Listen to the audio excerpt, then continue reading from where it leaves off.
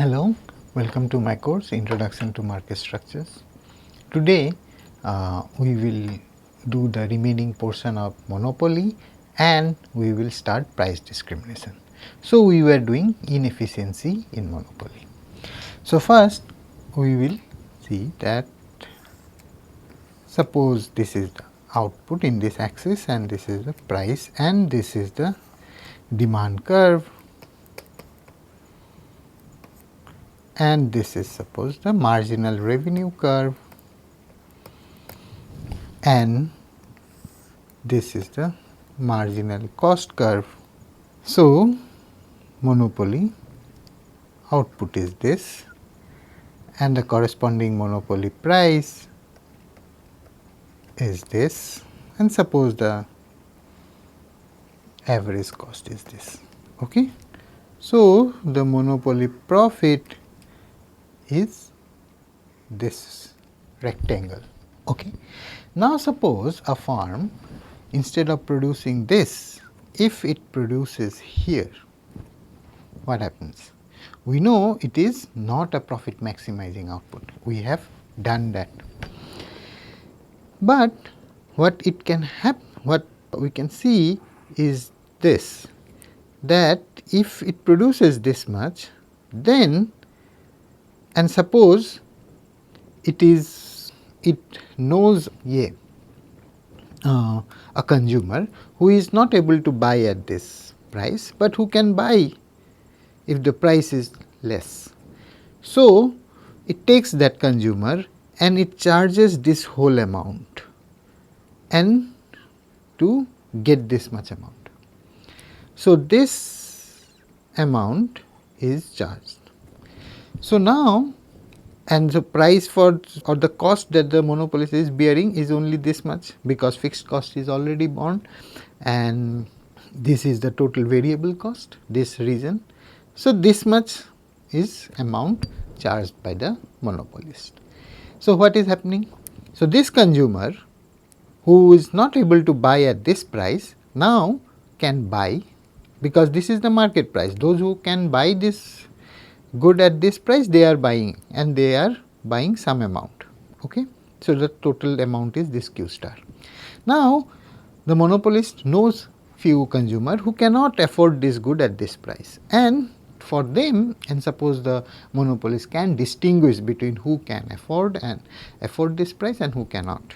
So, there are many assumptions, and then monopolist can charge this region as the price. So, this whole amount for this amount of output. So, this consumer will pay this and this consumer will get the good, and this much extra the monopolist is getting, and this much is the cost that the monopolist is bearing. So, this much surplus. So, what we can do? So, already those consumers who are buying at this price, they are getting it, and there some additional consumers are getting it by paying this much amount. Okay, but they are not earning any consumer surplus, because they are, this whole amount is being paid, but the monopolist can earn surplus like this. So, what is happening now here? Through this construction, we can show that the monopolist outcome is not a Pareto optimal. Why? Because here we have kept the level of satisfaction of the consumer same, because already those consumers who were buying this good were buying at the same price. Some additional consumers are getting this good, and they are getting it in such a way that they are not earning any consumer surplus, and the monopolist is earning some extra surplus. So, we can keep the satisfaction level of all the consumers at the same level and as the monopoly, but we can make the monopolist better off. So, that is why the monopoly outcome is not Pareto optimal. Okay. So, here you can see this whole region. So, we can go on doing like this. So, like take this.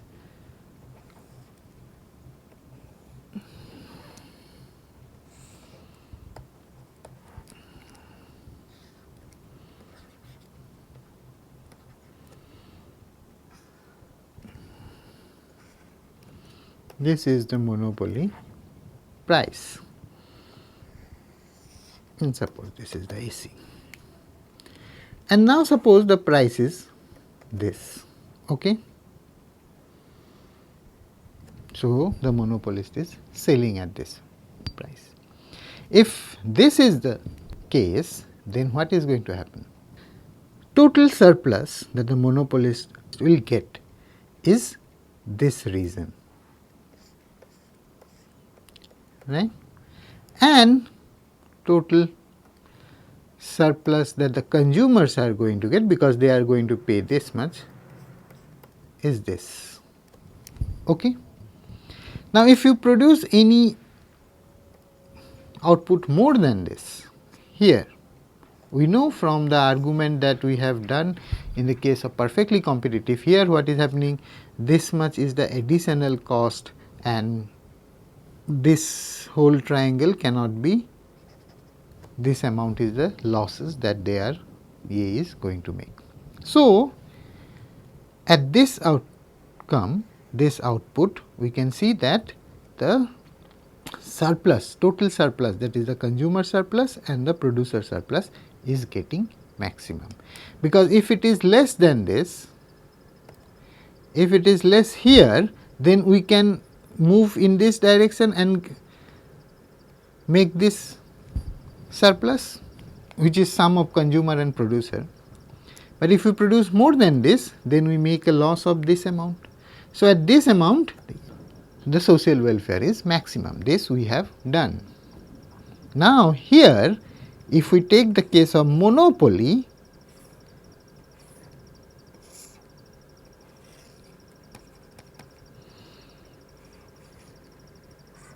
price is this, output is this.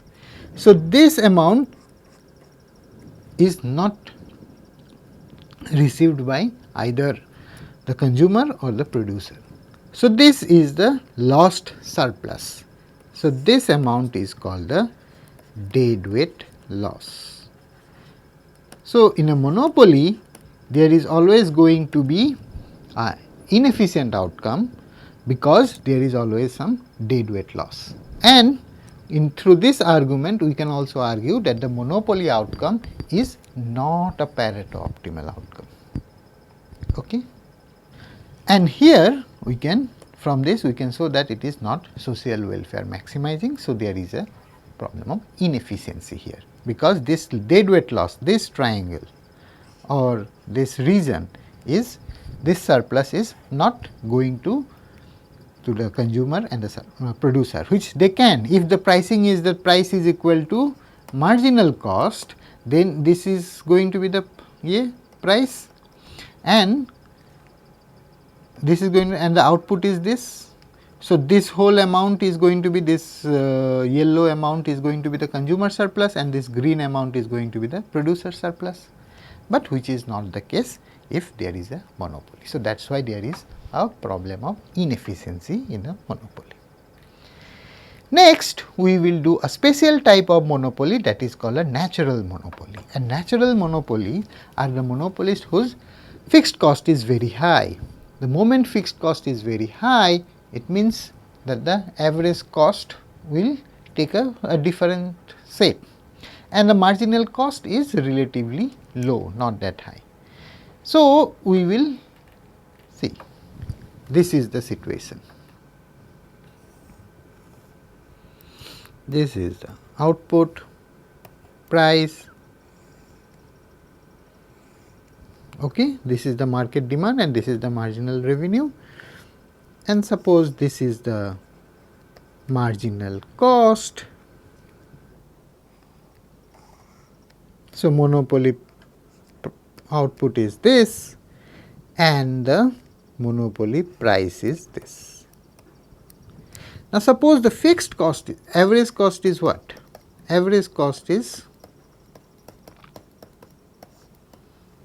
this.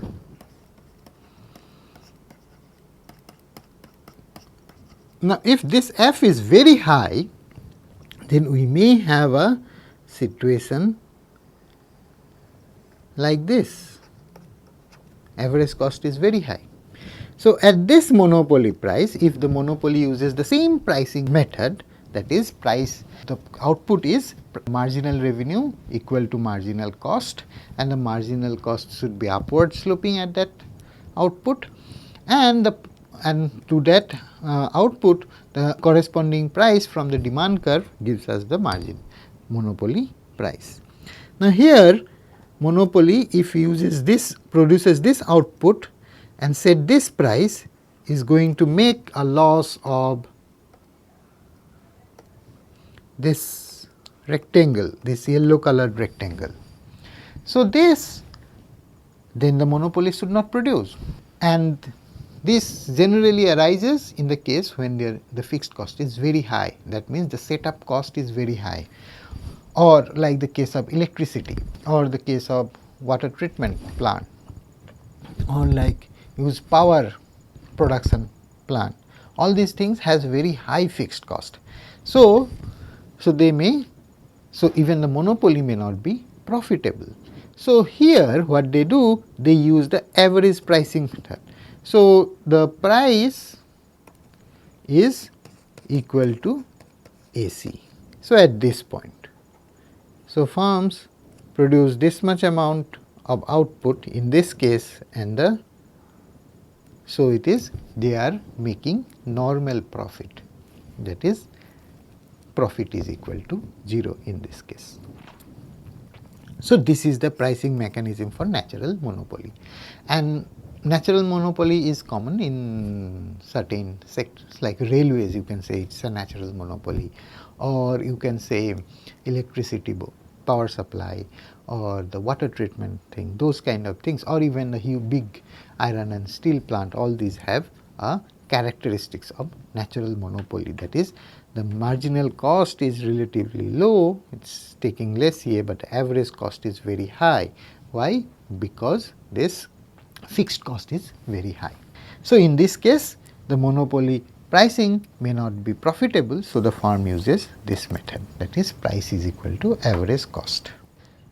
Till now we have done all the optimization, or what we have done, we have determined the monopoly output, and given that output we have found the monopoly price from the demand curve, inverse demand curve. Now, let us do this optimization in terms of price, that is, suppose the monopoly first determines the price, and then from that price using the demand curve or demand function we get the monopoly output. So, in that case we know the demand curve function is this. So, this portion is quantity into price. So, this is the total revenue. So, this amount at price P, quantity demanded at price P, quantity demanded is this, we have specified it in the last class. So, the total quantity produced should be this. So, this is the variable cost and this is the fixed cost. So, this is the profit function, this is the total revenue, and this portion is the total cost. Now, since we know these functions are differentiable, so we find the optimal price by differentiating it with respect to P, that is the price, like this, and if we do this we will get this expression, right. And from here the first order condition, this should be equal to 0, and we get this equation, and we solve this for this P, and we get the monopoly price, that is by solving this equation this. And now we substitute this monopoly price in this demand curve, and that will give us the monopoly quantity. Okay? So, this is how, and we will get the same thing. So, let us now do some example, and then things will be more clear. Suppose the demand curve is this, A minus P is equal to Q. So, here this is A is a real number, positive real number, and P is the price, Q is the output, market output. And if we take this demand curve, then the inverse demand curve is this, and the cost function is of this. So, that means that the firms have CRS, the constant returns to scale, and we assume this. Here this F, that fixed cost we are getting, it is from the rent that we pay in the building. And here we have assumed this portion is like CRS. So, you can think that the labor and capital are variable, and so it is giving you a constant returns to scale from these two factors, and the building or that plot of land is fixed, and that is giving you a fixed cost. Okay. Why we have made this assumption? It will be clear from the diagram. Like if we take demand curve is like this is A and this is A, then the marginal revenue curve is going to be something like this. Marginal cost curve is this. So, that is why C has to be less than A. If C is greater, then it will be like this. So, the cost is always greater than the maximum price that the consumer is willing to pay, that is the A. So, that is why we require this assumption. Okay. So, in this case the profit function is this A minus Q into Q, this is the total revenue and the output it is producing is Q. So, this is the variable cost and this is the fixed cost, we get this. Now, we solve this. So, profit is A minus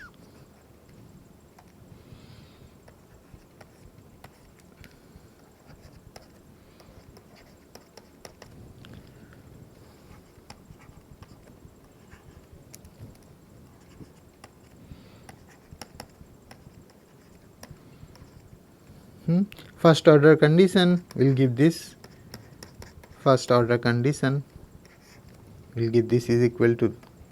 So, this means that this is the monopoly output, optimal output, and if you take the second derivative, you will see this is equal to 2, which is always less than. Okay.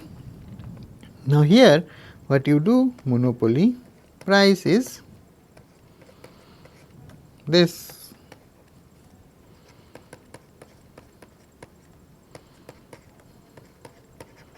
this is the monopoly price. And how do we diagrammatically in this case?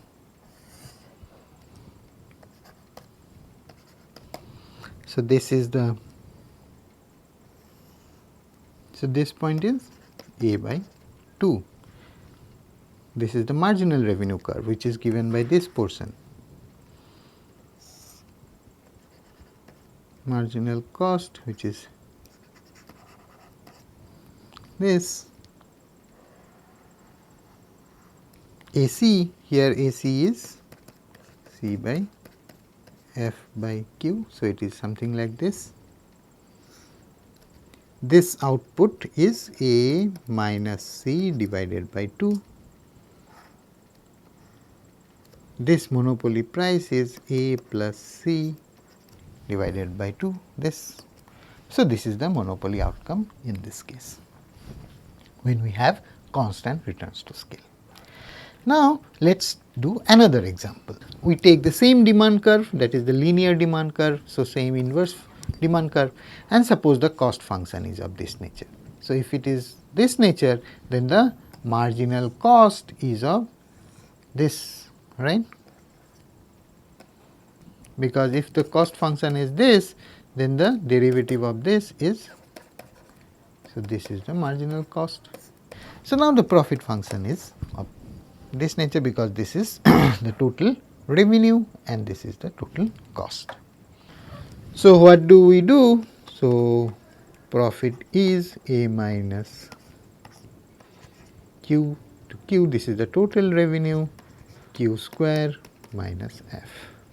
So, since all the functions are differentiable, we take the first derivative and we get this. This is the marginal revenue. This is the marginal cost equal to 0 at first order condition or the optimal point. So, we get this is equal to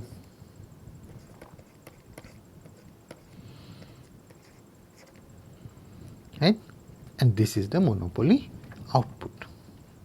And monopoly price, what we do, we substitute this in the inverse demand function and we get the monopoly price, and it is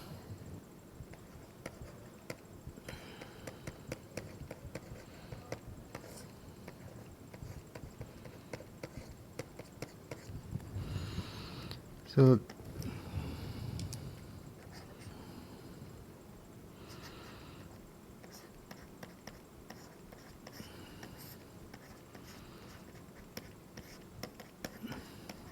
this is the monopoly price. So, diagrammatically it is something, suppose this is A, this is A, marginal revenue curve, demand curve, inverse demand curve, it is this, marginal cost curve, it is this, average cost curve is here, is this. So, it will be some nature like this. This output is A by 2 C plus 1.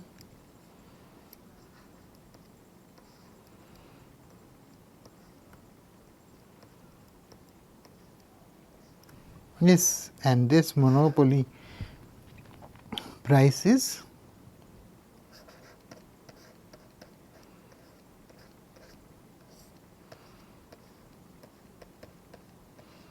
this, and the profit is this. By plugging in this output in this function, we get the profit, which is given by this rectangle.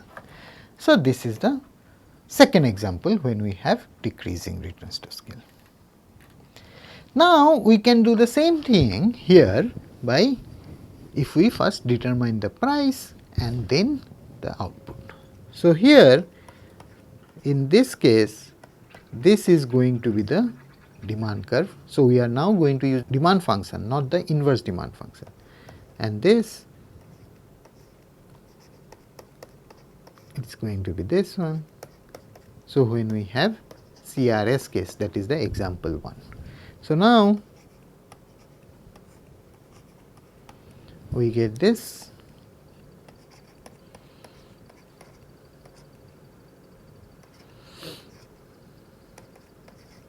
This is the first order condition.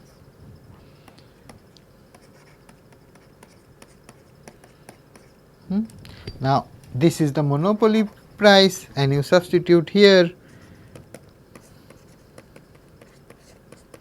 you will get the monopoly output, and that is,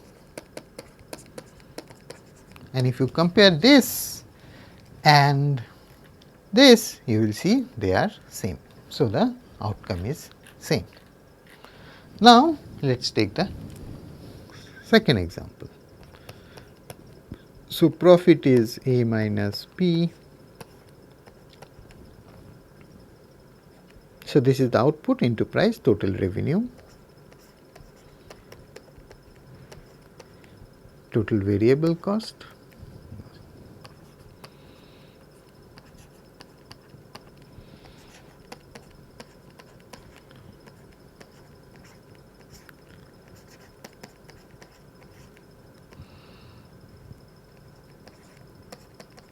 first order condition,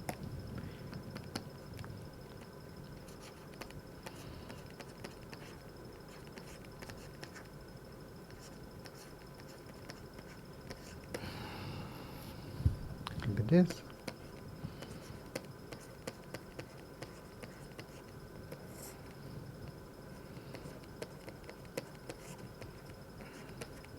So, this is going to be the monopoly price, and the monopoly profit, monopoly output is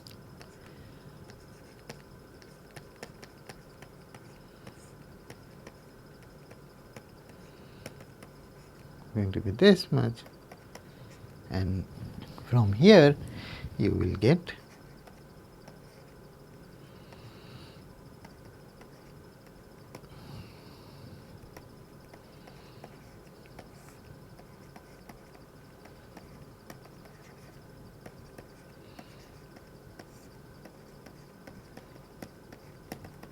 and if you compare this with the outcome in the second example, you will see that they are same.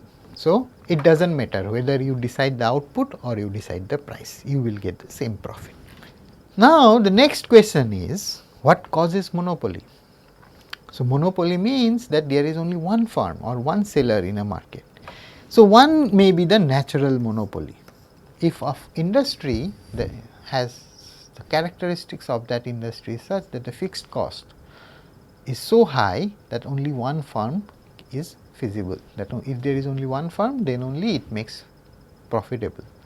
So, natural monopoly will always lead to a monopoly kind of thing. That is why we see in case of like electricity, that is the power supply or power transmission, or like water treatment, all these are a form of a natural monopoly. Next is the patent right. That is, if a firm develops a new product or a new technology, and based on that, when it develops a new product and suppose it wants to produce it and sell it, then it can have a patent over it. So, only that firm now can produce that output. If any other firm produce that output, then that firm has to pay some royalty to this firm which has developed this product. Or suppose a firm has developed a new technology. So, the firm, while producing an output, it will have lot of advantage, or it will produce a completely different product. So, if it has a patent over it, then this firm can only this firm can produce this output. And in that case, what happens? All other firms, if they want to produce this output or they want to use this technology, they will have to pay royalty to this firm. So, this firm has a monopoly power. Here it means that it has lot of power to determine the price. Next is the license system. In like prior to 1991, in India we have a license system, where to set up a firm or to produce output, you require license from the government. So, in that case, sometimes happen that government only issue license to only one firm. So, that will automatically generate a monopoly. Or if suppose a firm is produced using some hazardous substance, so then government generally tend to give very few, or one big firm is allowed to produce such things. So, in that case also there is a tendency to have a monopoly in the market. Okay. So, these are some natural ways through which the monopoly is generated or come into existence in the market. Next, we will study the pricing strategy of a monopolist. A monopoly can, so we have seen before how a monopoly set the market price and the optimal output it is producing. Now, the next question is it the only way? Because the monopolist is the only one firm, and if anyone wants to buy this product, that person or that consumer has to buy from that firm only or that producer only, it has no other option. So, the monopolist can resort to different ways, or you can use different strategy of pricing. So, one way is that you sell each item or each quantity at different prices. So, this way of selling different prices or setting different prices for different quantities, this is called a price discrimination. And the monopolists generally, or they can do something called price discrimination. So, there are three forms of price discrimination. First is the first degree price discrimination, second is the second degree price discrimination, and third is the third degree price discrimination. So, today we will only do the first degree price discrimination. So, in first degree price discrimination, what happens? Each quantity is sold to a consumer at the maximum price that the consumer is willing to pay. Okay. So, what is the meaning of this? The meaning of this is this. Suppose this is the demand curve of that person. So, if a consumer wants to buy this much amount of output, this whole amount, so this amount, then the maximum consumer is willing to pay is this whole amount, right? Or for that, or if we take this amount, and if consumer is willing to pay this amount for the first unit, and suppose maximum consumer wants to buy this much. So, the maximum for the last unit consumer is willing to pay this much, and we know why the demand curve is like this, because as the price falls then only the demand increases. So, consumer has already bought this many units. So, for this large units he is willing to pay less, or you can understand it through marginal utility. So, the utility from each unit goes down. So, the maximum it wants to pay is only this much. So, what this monopolist can do, they can for each quantity, so each dot, the monopolist can charge what the maximum amount the consumer is willing to pay, like this. So, in the case when suppose demand curve is like this and each dot here represents one unit or one quantity, and for this each dot we have a maximum that the consumer is willing to pay is given by this point in this demand curve, right. So, the monopolist can charge this price. If he is buying this much quantity, then the monopoly will charge this whole amount. So, for each unit it will charge the different prices. So, this is called a perfect degree of price discrimination. You can perfectly discriminate. For each quantity you are charging a different price to a individual. So, a individual, suppose the demand curves are different. Suppose there are two individuals, one's demand curve is this A and the person B's demand curve is suppose this. Then for the first, suppose this is the 10 unit.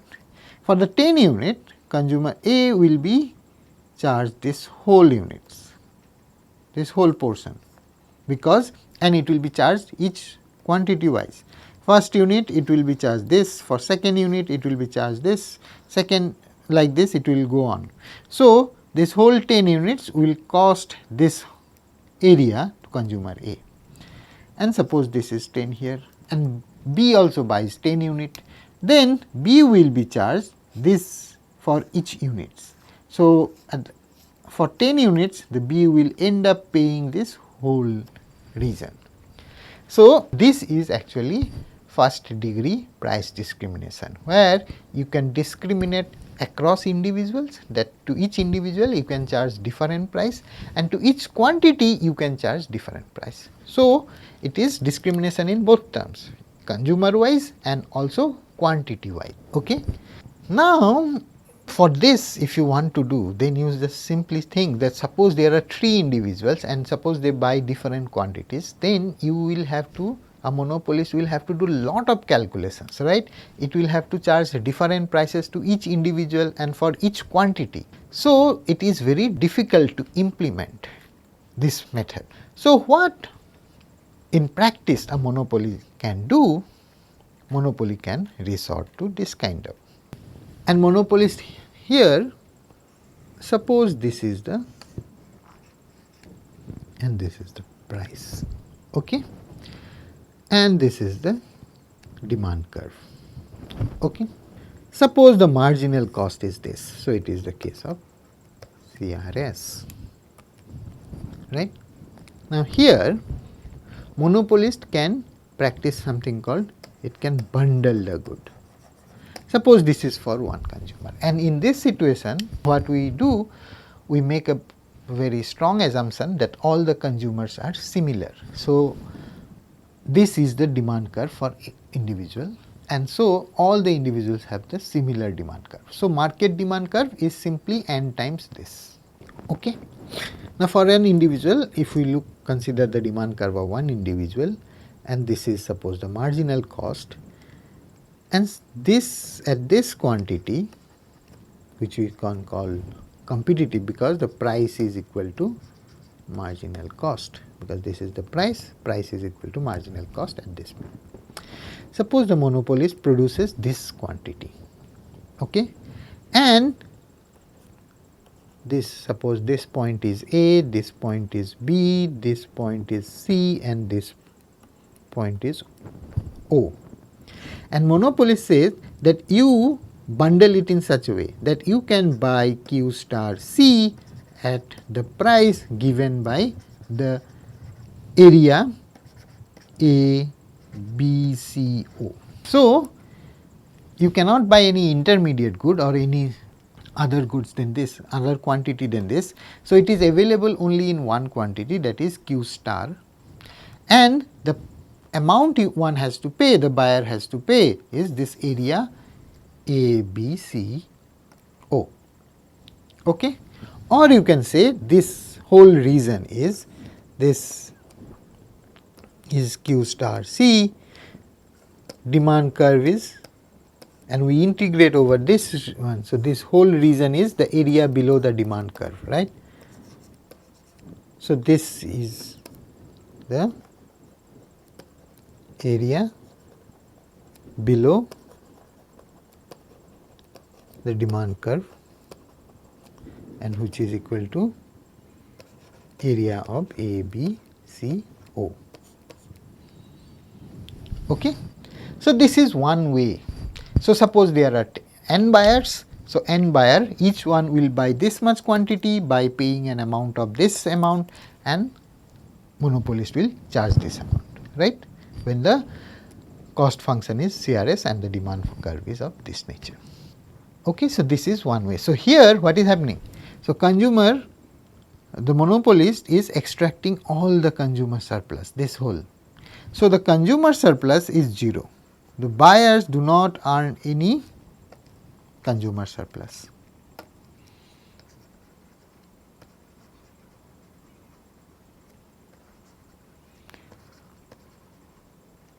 Is equal to 0. Okay? Everything is extracted by the seller or the monopolist. In case of decreasing returns to scale, we also get the same thing. This is the demand curve, and the cost function is marginal cost is this. So, this is Q star C, C why? Because it is a competitive VA, because the price is equal to marginal cost at this output. So, this is the price, this price should be the competitive price, but here monopolist will set this quantity at price for this quantity is this whole region A, B, C and O. So, it is at price A, B, C, O, or the price is from 0 to Q star C area under the demand curve, which is this. So, it is area below the. So, this is the case in case of decreasing returns to scale. So, here the monopolist can charge that can extract the whole surplus from the consumer. Okay. Now, this outcome has a very interesting property. If the monopolist can do first degree price discrimination, then you will see that it is a efficient outcome. Why it is an efficient outcome? See, or we can say efficiency in terms that it is a Pareto optimal outcome, in the sense that consumer, we cannot make either the consumer or the monopolist better off without hurting someone else. Or we can say the total surplus, sum of consumer plus producer surplus, is maximum. Here marginal cost is this and the demand curve is this. This is the output produced when there is first degree price discrimination, first degree.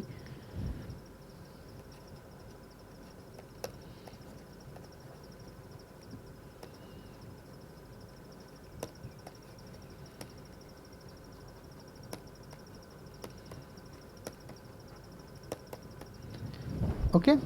And the price charge, so quantity sold to each individual is this, and the price charge is okay.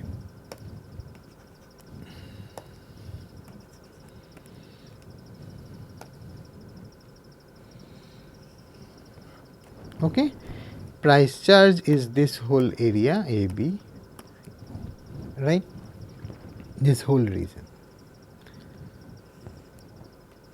So, a consumer, the maximum a consumer is willing to pay for this much amount of output is this whole region. For each unit it is willing to pay the point in the demand curve. So, the whole region is the maximum for this much amount of output. So, the price is also that. So, price is A0 to Q star C, this is the demand curve, and we integrate over this demand curve. So, this whole region is giving me. So, the price is this, or you can say area of A, B, C, O. Okay. So, here consumer surplus is 0. So, those who are buying, they are not getting any surplus. But what is the producer surplus? This whole region is the producer surplus from each buyer, because if it is selling this much amount of output, the cost it is bearing is this for production of this. Fixed cost is already there, so we are not bothered about the fixed cost. It will always be there. Now, but this whole surplus, because if it once produce this amount or this amount or this amount, it does not matter, fixed cost will be there, right. So, but this whole amount is going to the monopolist. So, this whole surplus is received by the monopolist. Now, but the output produces this, right, where price is equal to marginal cost. Now, if you produce less output, suppose,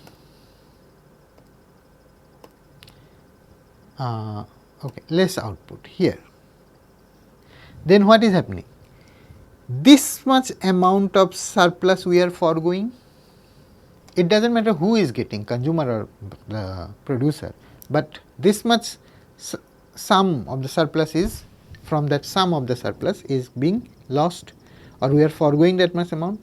So, it is not better to produce amount of output less than this, and if we produce more than this, then we are adding this much loss. Okay. So, this much negative amount. So, it is going to be less than this total surplus. So, social welfare, which is sum of consumer plus the producer welfare, is going to be maximum at this point. So, if we the social welfare, which is sum of consumer and producer, so that is maximum when we have the first degree price discrimination. But because the social welfare is silent about the distribution of surplus between the consumer and the producer, so but the distribution is very skewed. All the surplus is being extracted by the monopolist and the consumers are not getting any surplus, but still the total surplus is maximum at this point. Okay. So, that is why social welfare is maximum. So, this outcome is same as perfectly competitive outcome, social welfare is being maximized. And also this is a Pareto optimal outcome. Why? Because if we now produce anything less here, then this surplus we are foregoing, right, and if we are producing more, then we are adding some loss. And further, what is happening, if we do a kind of discrimination like the changes in the distribution is such 0 surplus to consumer and all the surplus to the producer, then what is happening, the producer is, if we fixed any price here, then what is happening, this much surplus is being received by the consumer, and or if we take this A and fix this price. Okay. So, output is this and price. So, now what is happening, consumer is getting this much surplus and the producer is getting this much surplus, right. But earlier the whole amount was received by the producer and 0 was received by the consumer. Now, what is happening here? We are making consumers better off at the cost of the producer. So, that is why the initial distribution, that is consumers are getting 0 surplus and the producers are getting all the whole surplus, it is a Pareto optimal outcome. So, even if the market price is fixed here, then the output going to be produced is this much, and producer surplus is going to be this yellow region, and the consumer surplus is this brown region. But what is happening compared to the first degree price discrimination outcome here when the firm does the bundling? Here all the surplus is received by the producer and consumers were not receiving any surplus. So, there is a change in the distribution of the surplus, but the total surplus is same. So, that is why the first degree price discrimination is a Pareto optimal, because here if we move to any other outcome where the total surplus is same, what you have to do, you have to change the distribution. So, it means that if you want to make, suppose the consumers better off, you will have to make the producers worse off at the cost of the producers. So, that is why first degree price discrimination is Pareto optimal, and it is also, we have seen, it is a social welfare maximizing. So, this is actually from the chapter 25 of Halverian, and the monopoly is from chapter 24, and in the next class we will do second degree price discrimination and the third degree price discrimination. Thank you.